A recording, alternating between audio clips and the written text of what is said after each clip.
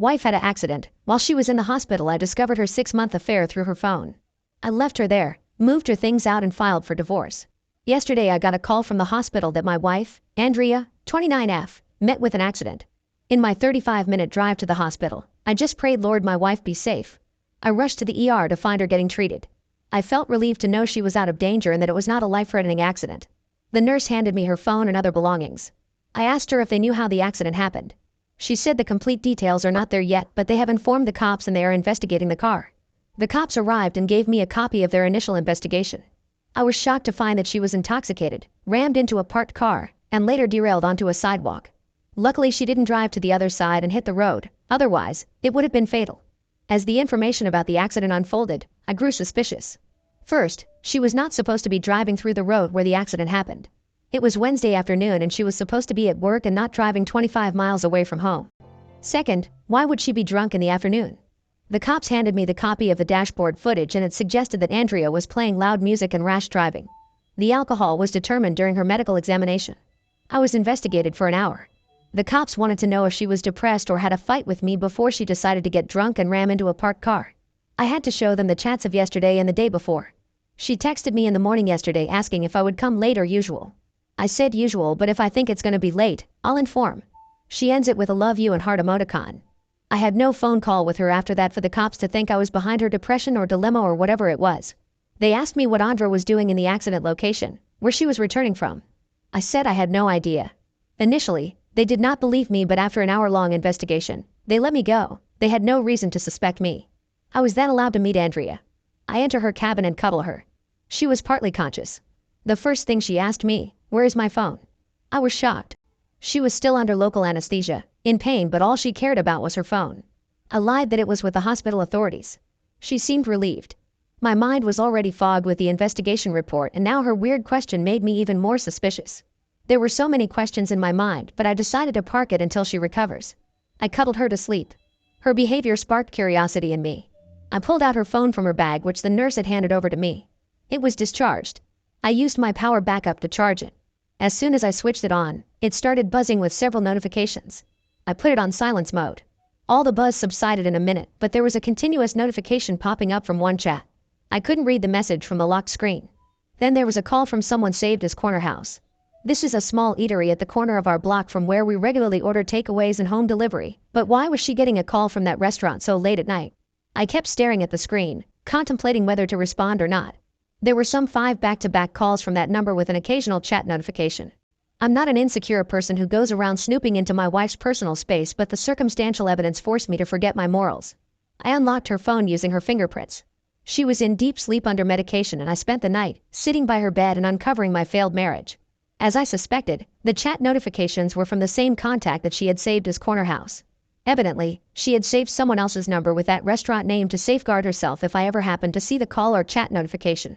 If we were at home and I saw a call coming from Corner House, I would have suspected nothing. It came out that Andrea had been cheating on me for over 6 months or more. I checked AP's number on my phone, but he was not on my contact list.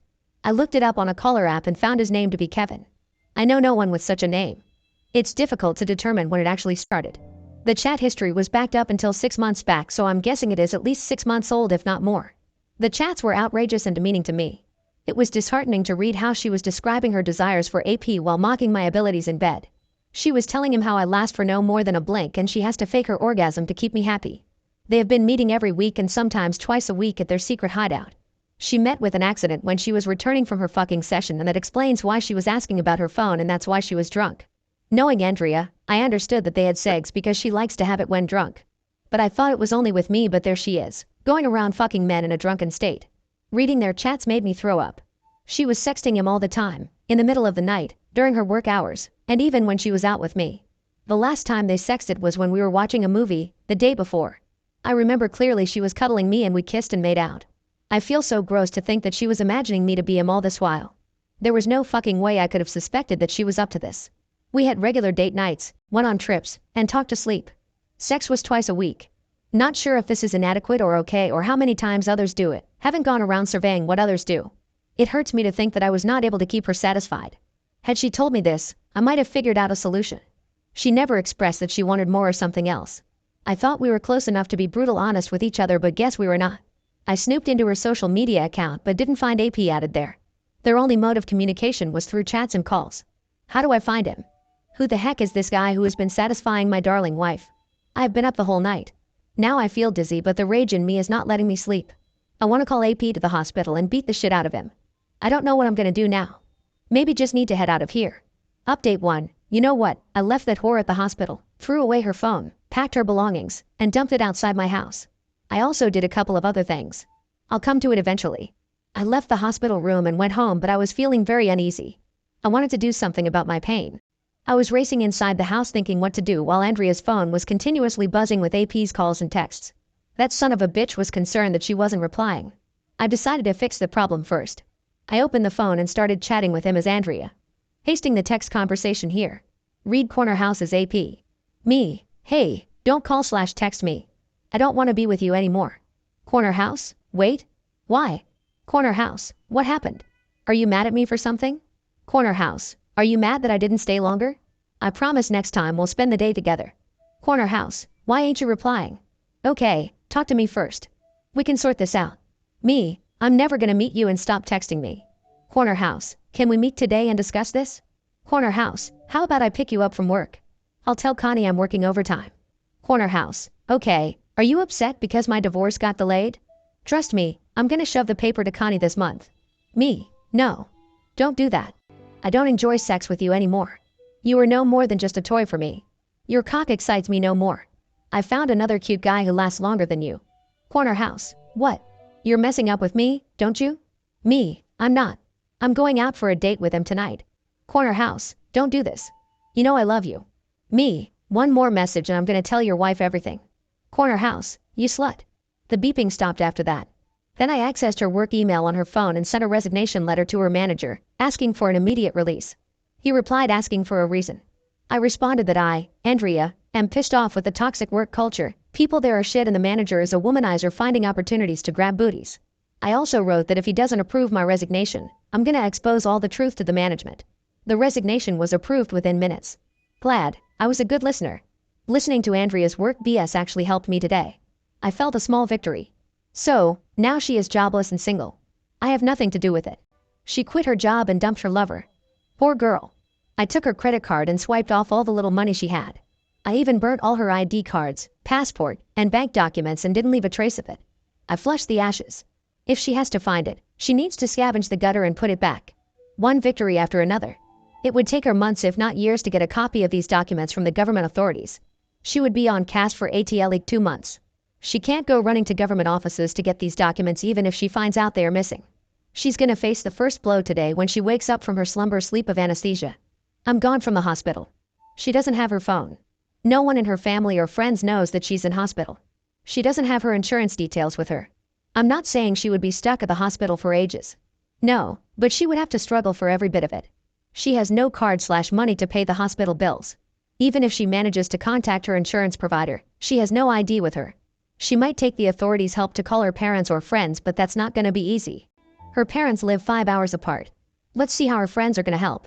After having a satisfactory smile pulling this off, I packed her clothes, accessories, and other belongings and kept them outside the house. While I was in the middle of this, I got a call from the hospital. The doctor wanted me there to discuss the discharge formalities. I asked when are gonna discharge her. They said tomorrow. I said I'd be there tomorrow, right now stuck with other stuff. They said it would delay the process and they might keep her admitted for another day. I said sure, we can handle 1 extra day's charge. Good for her. After a couple of hours, I again got a call from the hospital. This time it was Andrea asking me to come. I said, sure baby, I came home for a shower. We'll be there in an hour. Then, I called up the hospital authorities, strictly instructing them not to let Andrea call anyone. My fragile little sweetheart needs rest. They assured they would oblige and would inform the duty nurse about it. Bam. Throughout the day, I got 4 calls from the duty nurse that Andrea was asking me to visit her and that she was getting restless. Initially, I thought of ghosting them or telling them I'm not gonna come, but that would have made her switch to other people for help. So instead of that, I kept buying time and left her hanging. Next, I'm gonna change my lock so that she's blocked from my house. I'm also gonna meet my lawyer tomorrow and discuss my odds of getting rid of her without paying a penny. But that's it until now. Update 2. Whoa. What a whirlwind it has been. I messed up with the hospital authorities for 2 days before ghosting them. They called me to clear the discharge formalities and take her home, and I kept borrowing time that I was out of town. Andrea got suspicious of my actions. Her phone was missing. I had told her that it was with the nurse, but the nurse would have informed her by now that it was with me. She would have added up the math and understood that I had discovered the truth. The other reason was that I had never neglected her. She knew that if not for any major reason, I could not abandon her in this state when she was in hospital recovering from an accident. I played around for 2 days before ghosting them. But before that, I had collected all the evidence of Andrea's cheating from her phone and kept my lawyer in confidence. This was to safeguard myself if the hospital got the cops involved. Andrea called up her parents when she realized that things have screwed up. Her parents arrived at my door, yelling at me that I abandoned her daughter to die at the hospital and informed no one about it. I let them vent out before I showed them the texts where their daughter was flaunting her sexuality with another man and watched them mellow down. They were like, "Oh, we are sorry for what she has done, but this is not the time for revenge. She needs you now. You took a holy vow that you would take care of your wife in sickness." What? Didn't she take a vow too that she would not seek any other men apart from me? What happened to her vow? Right, she has shoved it on her ass, so I'm gonna do the same. Vows my $1. They got infuriated by my words and stood up to leave, threatening to drag me to the court. I said, "On your way, take her thrash away from here. My house has no place for her and her filthy stuff." They cursed me and took her belongings with them. I'm guessing they have taken Andrea with them until she recovers. As per the latest update by my lawyer, the divorce paper will reach her in a week. We are going to use her infidelity to get rid of her. Using her chat conversation, my lawyer has also made a case that she was plotting with AP to divorce and rip me off financially, and I did everything to safeguard myself and not to harm her. So far, so good. Waiting for the divorce papers to be served. Update 3. So, the divorce papers reach her and she freaks out. She's still immobile, wrapped in a cast. She sent me hundreds of voicemails, some with threats, some with curses, and some with requests for a meeting. I ignored all of it. Then she sent a long threatening email that she's gonna sue me for destroying her IDs, emptying her credit card, and forging her resignation at work. I replied, "Sure, go ahead if you have the money and time to fight the case. It's gonna take ages for her to prove that I had done all this," what she was saying. "Remember, you don't have a job or money? If you drag me to court, I am gonna press a counter case of humiliation and infidelity, and I have evidence of these charges. Better suck it up and sign the divorce papers and get done with it." The threats and pleading stopped, but she was not signing the papers either. She emailed my lawyer that she needs a meeting before deciding on her move. My lawyer suggested I meet her but asked me to lay some ground rules.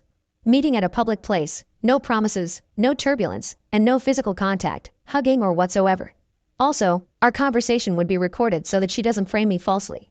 If needed, my lawyer would accompany me or would be on a call with me. I relayed the instructions to her and she agreed. My lawyer also suggested I try and convince her for out of the court settlement to save money and time. I went there alone. Lawyer asked me to call him if needed. I set the recorder and sat there waiting for her to take the lead. She started off by saying, "You played smart, you did everything to destroy me and you were successful too. I have no job, no money, and yeah, no man, he left me." I asked her, "So you were angry because I chased off your lover?" She said, "No, he was a loser and I was gonna get rid of him anyways." Her nonchalant response made me crack up. I busted out in laughter and she joined me in this. It took me to our pre-dating days when we used to discuss the men who would hit on her and would laugh at their pickup lines. Joke's on me, I got picked up at the end and became a subject of laughter. She said, "Why are you doing this to me?" with tears in her eyes.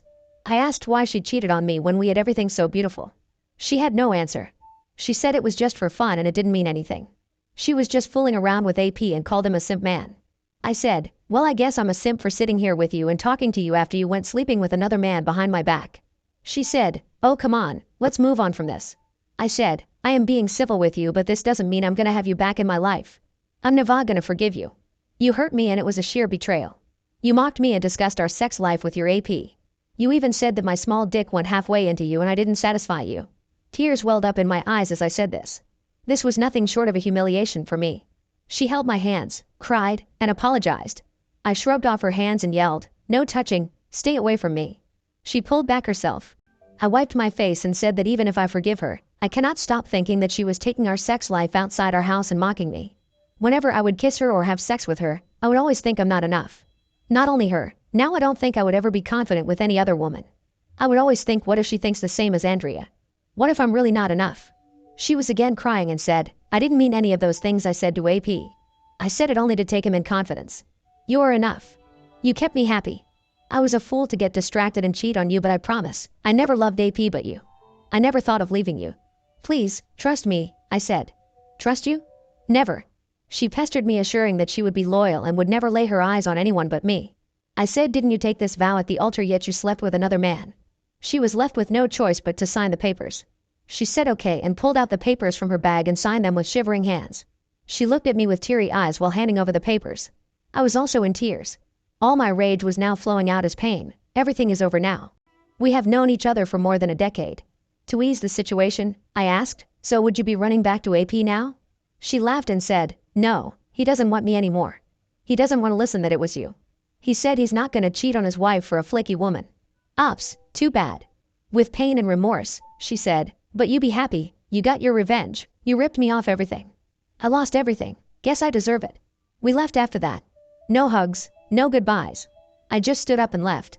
While driving back home, I was contemplating my actions. Did I go too far? Was I wrong in doing what I did? If not, then why don't I feel content after pulling off my revenge so precisely? I don't know. It's too soon to say anything. Need to soak the reality that I'm divorced now. Gosh. I was a happily married man until a few months back and now I'm divorced.